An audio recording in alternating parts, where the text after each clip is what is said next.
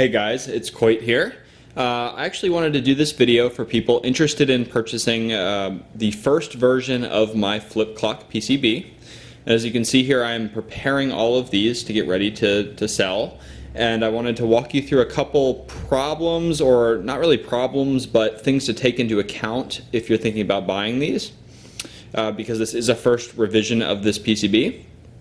So to start off with, I want to show you kind of what you're going to be getting, and you will be, of course, be getting a pre-programmed board. This will have the firmware for the clock, the bootloader, and the fuses already set in the microcontroller.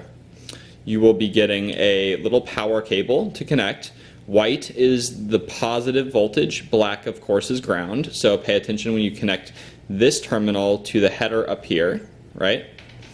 And you'll also be getting two blue LEDs. So these two blue LEDs are the center blinky indicators, which will be mounted, your digits will be mounted on this side here, so like this, right?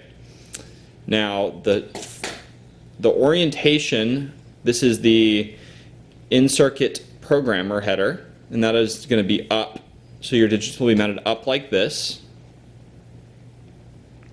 And you're going to put your two LEDs, you're going to solder them in kind of in the middle there.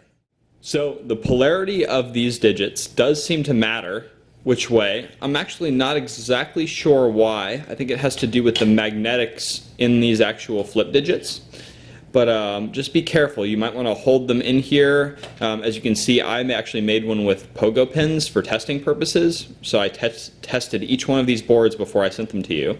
But make sure your digits are oriented correctly and work in the clock before you do the final soldering onto the back board, because once you do that, it's going to be very difficult to remove and flip them around. Also make sure your case, you have your case built how you want, because once these are soldered in, again, it's difficult to remove. So that's one thing to take into consideration. Another is the orientation of the programming header. So up here you see a regular FTDI header, which you will use to program modified versions of the Arduino code.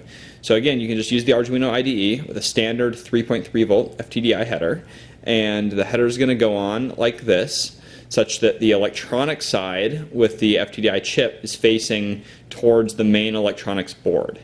And again, this is a Pro Mini 8 megahertz chip running a 328p at 3.3 volts. So make sure those settings are what you use in the Arduino IDE.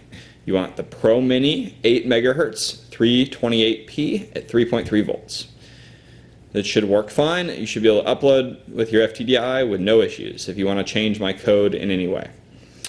A couple other things I wanted to discuss real quick with this first revision were the fact that these backlight LEDs can be PWM'd to adjust their brightness. My code currently doesn't have that enabled, but they are connected, I believe, to D10 on the Arduino chip, which I believe is also a PWM capable pin.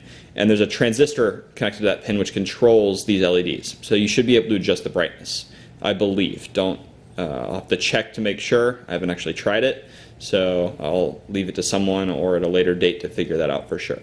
Unfortunately, the two center blue LEDs, which blink between the minutes and the hours digits, are not PWM controllable. Those I ran off the I/O expander chip here. So those, unless you bit bang that somehow over the I2C bus, you're not going to be able to PWM control the brightness of those. So, but there are resistors on the back here, if you look at my schematics, which you can change to lower the brightness of those LEDs. And of course, if you don't want blue LEDs that I'm including with these, you can get your own and put your own in place of those. Thank you.